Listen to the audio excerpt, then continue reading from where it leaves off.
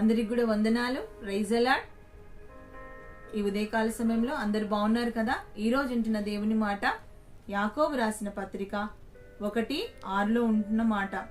అయితే అతడు ఏమాత్రమును సందేహింపక విశ్వాసంతో అడగవలెను. సందేహపడువాడు గాలి చేత రేపబడు ఎగిరిపడు సముద్రపు కెరటమును పోలి ఉన్నాడు.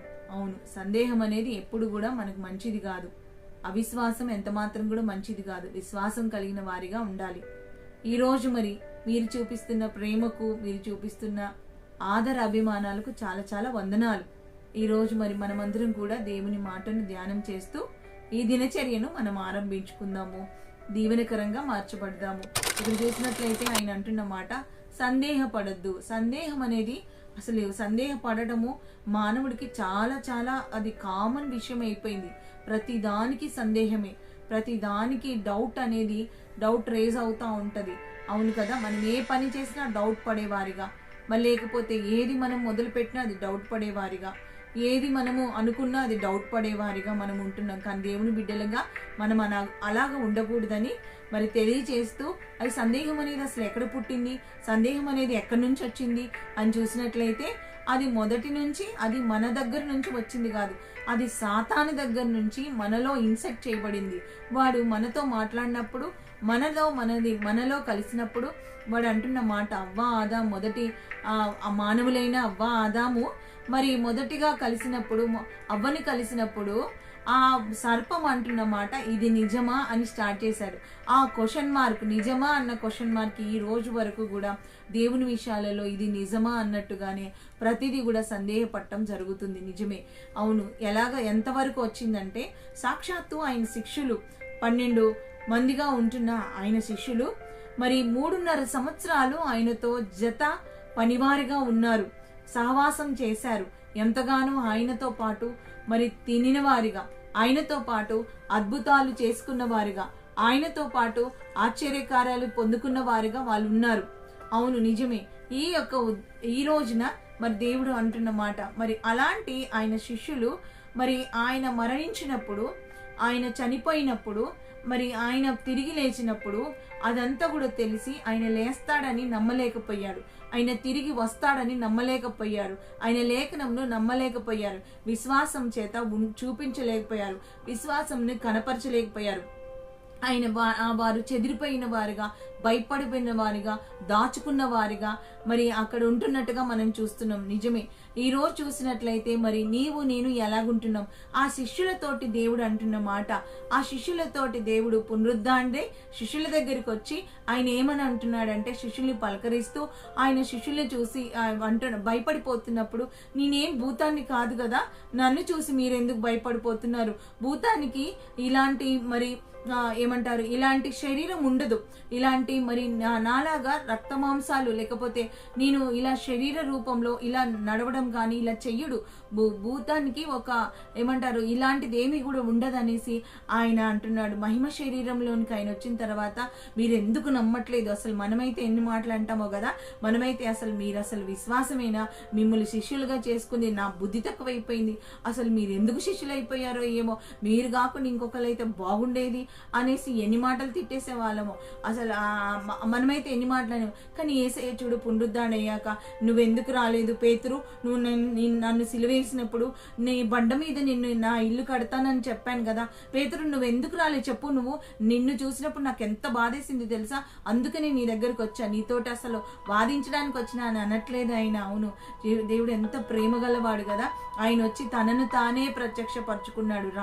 వీళ్ళు ఎంత మాత్రం కూడా ఏమాత్రం కూడా వీరు మరి యేసయ్యను ప్రేమించినప్పటికీ కూడా వారికి ఉంటున్న సందేహాలు తీర్చడం కొరకు ఆయన వచ్చి మాట్లాడుతున్నట్టుగా మనం చూస్తున్నాం. ఆ మాట చూసినట్లయితే మత్తయి సువార్తలో ఆ మాట రాయబడింది. ఒకసారి మనమందరం కూడా ఆ మాట చదువుతూ మరి దేవుడి దగ్గర ముందుకు వద్దాం. ఆ మాట చూసినట్లయితే మత్తయి సువార్త 24:38 ఉంటున్న మాట చూసినట్లయితే, అప్పుడు ఆయన, మీరెందుకు కలవరపడుచున్నారు, మీ హృదయములలో సందేహము పుట్టనేలా. అవును, ఆయన అంటున్నమాట, మీరు ఎందుకు కలవరపడుతున్నారు, మీ హృదయంలో సందేహం ఎందుకు వస్తుంది, మీరెందుకు నమ్మలేకపోతున్నారు, నేను తిరిగి లేస్తానని మీరెందుకు నమ్మలేకపోతున్నారు. ఆయన అంటున్న మాట చూసినట్లయితే 24:45 మత్తయి వార్తలో, లూకాసు వార్తలో ఆయన అంటున్న మాట చూసినట్లయితే 24:45 అంటున్నాడు. లూకాసు వార్తలు 24:38 కూడా ఆయన అంటున్నాడు, అప్పుడు ఆయన మీరెందుకు కలవరపడుతున్నారు అన్నాడు. మళ్ళీ అదే లూకాసు వార్త 24:45 అప్పుడు వారు లేఖనమును గ్రహించున్నట్లుగా ఆయన వారి మనసు తెరిచెను. అవును, లేఖనాలు గ్రహించలేకపోతున్నారు. అవును, ఇది నమ్మాలి, మనము విశ్వసించాలి, సందేహపడే వారిగా ఉండొద్దు. ఆయన అక్కడ చూసినట్లయితే మరి లూకాసు వార్త 24లో మనం చదివినట్లయితే ఆయన అంటున్నాడు, మరి భూతానికి ఇలాంటి శరీరం ఉండదు, భూతానికి ఇలాంటిది ఏది కూడా ఉండదు, మీరు నమ్మాలి, నేనే, నా గాయాలు చూడండి, నమ్మండి నమ్మండి. మరి ఇంకా అంతేకాకుండా దానికి భూతానికి ఒక రూపం, ఒక శరీరం ఉండదు, అది తినదు, మీ దగ్గర తినడానికి ఏమైనా ఉందా, నాకు ఇవ్వండి, నేను తింటాను అన్నప్పుడు వారు చేపలు ఇచ్చారంట. అప్పుడు వారికి విశ్వాసం కలిగిందంట. అప్పుడు ఆయన ఎంతో బాధతో అంటున్నమాట, మీరు ఎందుకు సందేహపడుతున్నారు, ఓ ఆత్మీయుడా, ఓ దేవుడి బిడ్డ, దేవుని నమ్ముకొని దేవుని కలిగి ఉండి మరి ప్రార్థన చేస్తూ, నీ ప్రార్థన దేవుడు వింటున్నాడో వినట్లేదో, నాకు ఇది జరుగుద్దో జరగదో, మరి నాకు ఏమవుతుందో ఏమో అని నువ్వు ఒకవేళ అవిశ్వాసంతో అపనమ్మకంతో ఉన్నావా, అయితే దేవుడు నీతోటే మాట్లాడుతున్నాడు. నీ అవిశ్వాసం అంతా కొట్టివేయడానికి, నీ సందేహము, నీవు సందేహపడకూడదు. దేవుడు మాట అవునంటే అవును, కాదంటే కాదు. లేఖనాలు నెరవేర్చబడతాయి. ఆయన నామము కంటే కూడా, కీర్తనకాడు అంటాడు, ఆయన నామమును కంటే కూడా ఆయన వాక్యమును ఆయన గొప్ప చేశాడంట. ఈ రోజు నువ్వు గ్రహించగలుగుతున్నావా? నీ చేతిలో ఉన్న వాక్యం ఎంతో శక్తివంతమైంది. నువ్వు సందేహపడనవసరం లేదు.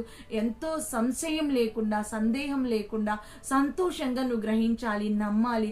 ఖచ్చితంగా దేవుడు చేస్తాడు, ఖచ్చితంగా దేవుడు ఇస్తాడు, ఖచ్చితంగా దేవుడు మారుస్తాడు, ఖచ్చితంగా దేవునికి అసాధ్యమైంది ఏదీ లేదు. ఖచ్చితంగా నువ్వు పరలోకం చూస్తావు, ఖచ్చితంగా ఆయన మహిమ రాజ్యంలోనికి ప్రవేశిస్తావు. అవును, నిజమే, ఖచ్చితంగా నువ్వు ఆయన ఇచ్చే ఆత్మను పొందుకుంటావని నువ్వు నమ్మే వ్యక్తిగా ఉండాలి. ఒకసారి చూసినట్లయితే ఆయన అంటున్న మాట, ఆయన శిష్యులుగా కాకుండా ఆయనను ప్రేమించిన ఒక కుటుంబం కూడా ఉంది. ఆ కుటుంబమే మరియా, మార్తా, లాజరు కుటుంబం. నిజమే, వారు ముగ్గురు అంటే దేవుడికి ఎంతో ప్రేమ. బేతనియా దగ్గరికి ఆయన తరచుగా ఆ మరియా, మార్తా, లాజరు ఇంటికి వచ్చి వెళుతూ ఉండేవాడు. నిజమే కదా, ఎంత ప్రేమో. చాలా మంది ఏమనుకుంటారంటే, నేను చాలా ప్రేమిస్తున్నాను కాబట్టి, నేను చాలా భక్తి చేస్తున్నాను, నేను చాలా భయభక్తులు కలిగి ఉన్నాను, నాకు దేవుడు అంటే చాలా ఇష్టం, నేను చేసే అంత భక్తి ఎవరు కూడా చెయ్యట్లేదు, నేను దేవుని ఎంతో ప్రేమిస్తున్నాను కనుక నా దేవుడు కూడా నన్ను ఎంతో ప్రేమిస్తున్నాడు కాబట్టి నాకు ఏది జరగదు, కాబట్టి నాకు ఏది కూడా మరి సంభవించదు, నాకు ఏది కూడా తగలదు, నన్ను ఏది కూడా ముట్టదు అనేసి చాలా మంది ఏమనుకుంటారంటే, అలాగా వీరు ఏమైపోతా ఉంటారంటే ధైర్యం కలిగి ఉంటారు. అది నిజమే, కానీ నిజంగా చెప్పాలంటే ఎవరైతే దేవుణ్ణి ఎక్కువగా ప్రేమిస్తారో, ఎవరైతే దేవుణ్ణి ఎక్కువగా వెంబడిస్తారో వారికి శ్రమలు, శోధనలు, మరి ఇరుకులు, ఆటంకాలు, ఇబ్బందులు కూడా చాలా వస్తూనే ఉంటాయి. లాజరు మరి మరియా, మార్తా కుటుంబంలో చూసినట్లయితే లాజర్ని, మరియను, మార్తా ఆ కుటుంబం ఎంతో దేవుణ్ణి ప్రేమించిన కుటుంబం.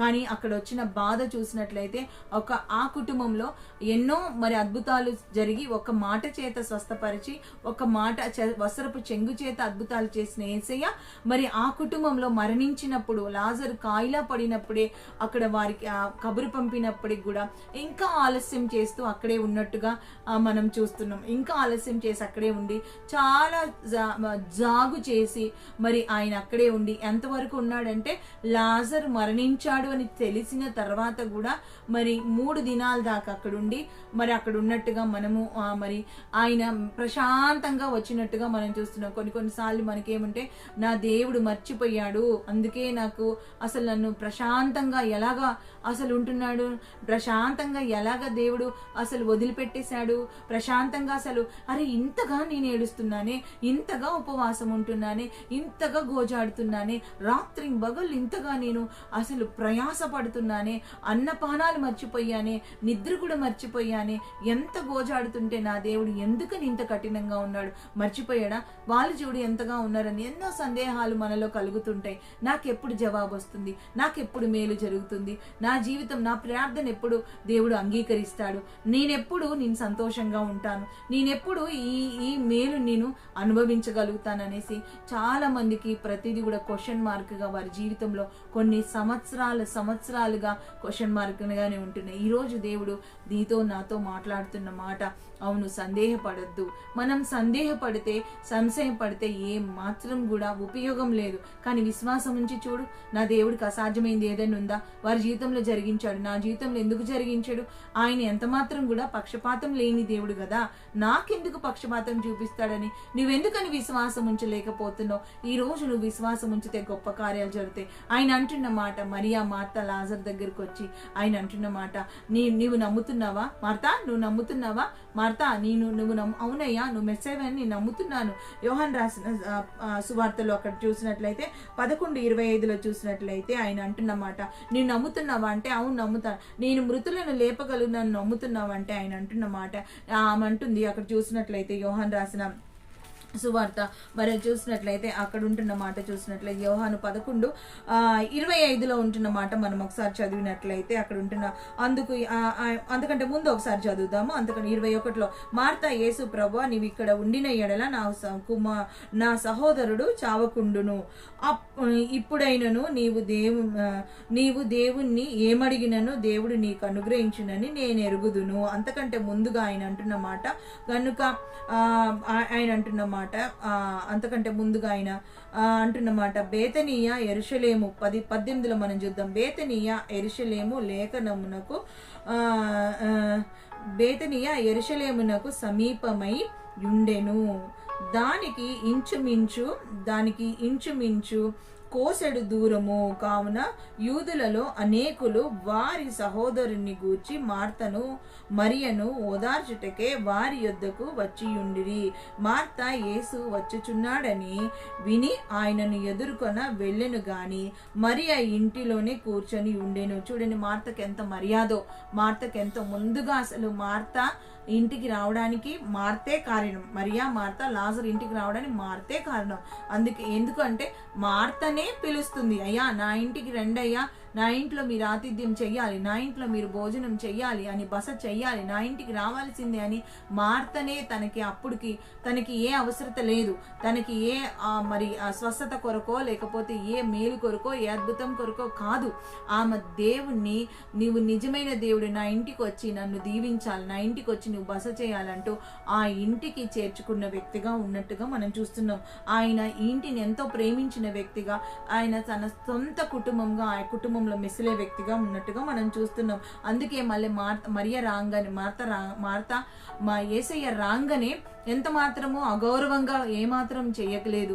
ఆయన చనిపోయాడు, లాజరు చనిపోయి పాతి పెట్టిన తర్వాత వచ్చినప్పటికి కూడా కొంతమంది చూడండి ఎంత అమర్యాదో, కొంతమంది కొంచెము పరిచయం అయిపోతే, కొంతమంది కొంచెము బాగా తెలిసిపోతే అమర్యాద అనేది కనిపిస్తూ ఉంటుంది. మర్యాద విషయంలో మార్త ఏమాత్రం కూడా తగ్గలేదు. తను పరిగెత్తుకొని వెళ్ళిపోయి యేసయ్య దగ్గరికి వెళ్ళిపోయి తనని ముందుగా ఆహ్వానిస్తున్నట్టుగా మనం చూస్తున్నాం. అక్కడ చూసినట్లయితే ఆమె అంటున్న మాట, మార్త యేసు వచ్చుచున్నాడని విని ఆయనను ఎదుర్కొన వెళ్ళెను గాని మరియా ఇంటిలో కూర్చుండి ఉండెను. మార్త యేసుతో, ప్రభువా నీవు ఇక్కడ ఉండిన ఎడల నా సహోదరుడు చావకుండును. ఇప్పుడైనను నీవు దేవుణ్ణి అడిగినను దేవుడు నీకు అనుగ్రహించునని ఎరుగుదును.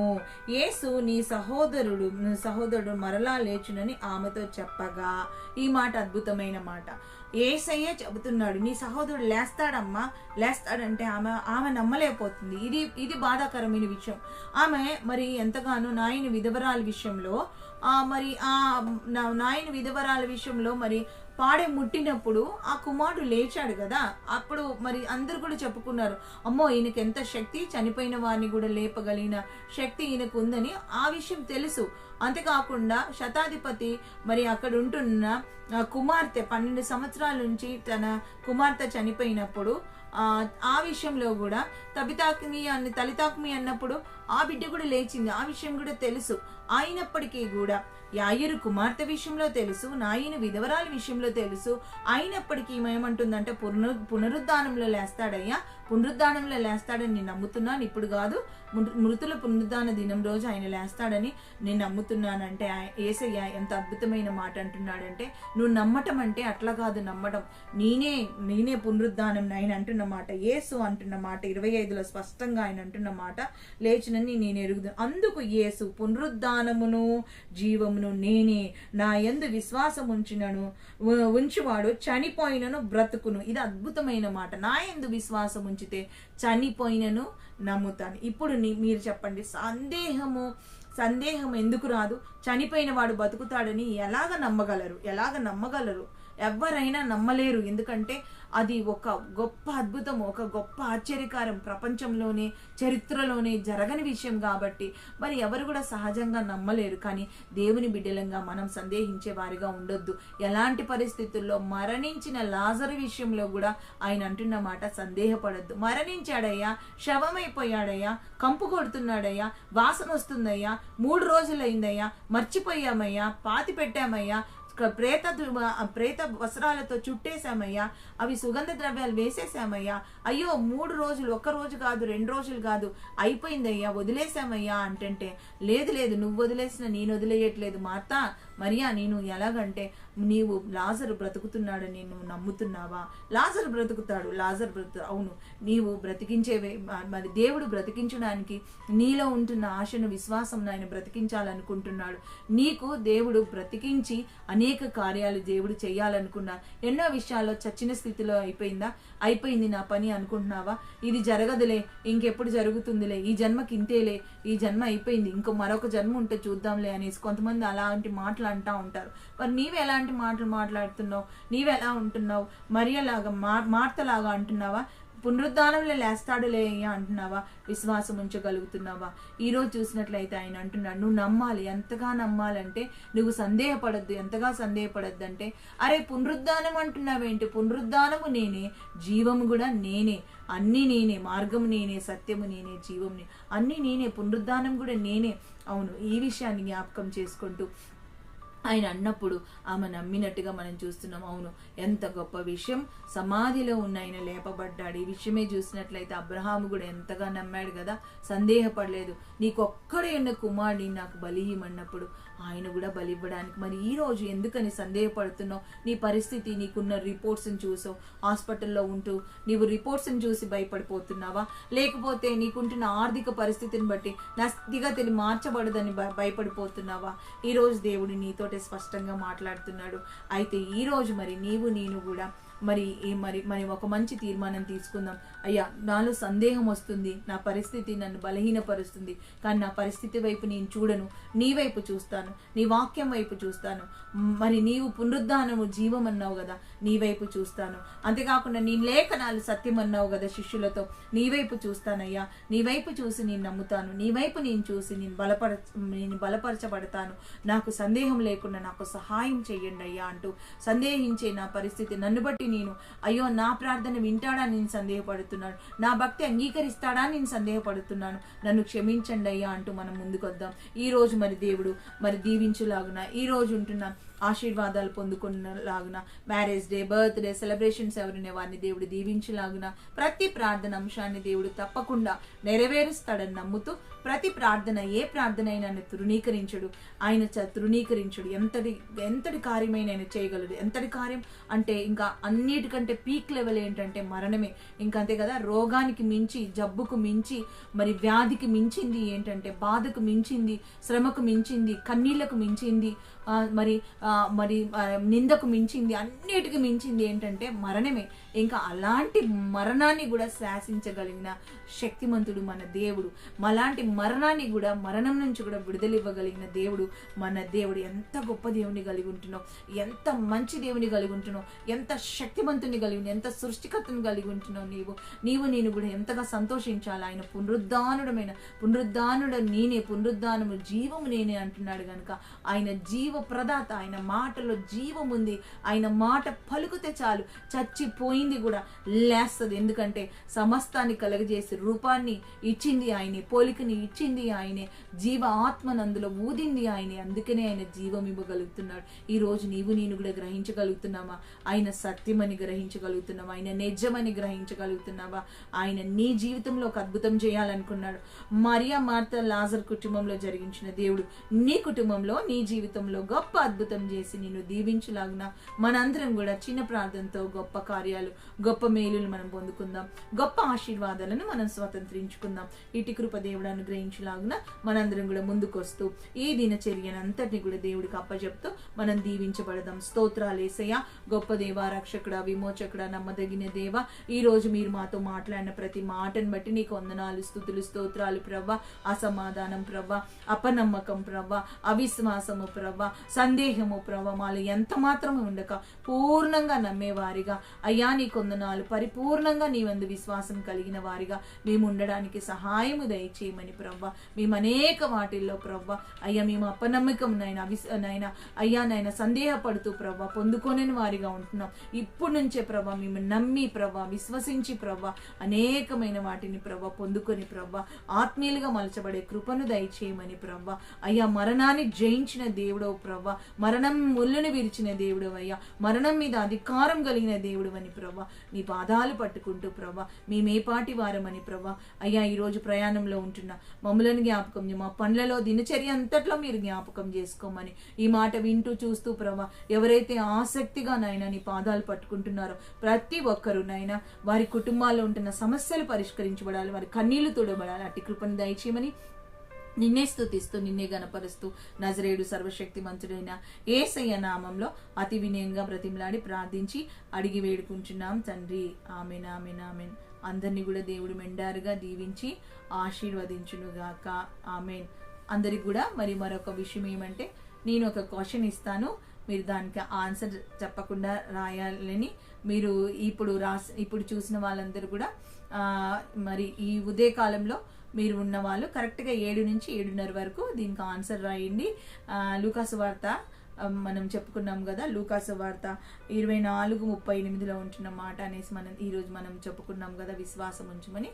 సరే, లూకాసు వార్తలో యేసు అన్న మాట ఎన్నిసార్లు ఉందో మీరు 7 గంటల సమయంలో మీరు పోస్ట్ చేయండి. అంతేకాకుండా మరి గూగుల్ని వాడద్దు, మీరు సొంతంగానే మీరు వాక్యం చదవడానికి, మిమ్మల్ని ప్రోత్సహించడానికి ఈ మాటలు చెప్తున్నాను కనుక 7 నుంచి 7:30 వరకు మాత్రమే మీరు పెట్టాలి. 7 నుంచి ఎవరో చూసింది కాదు, 7 గంటల కంటే 7 గంటలకు పెడితే మీది కరెక్ట్ అవుతుంది. ఎవరిదో చూడకుండా మీరే టైప్ చేయండి.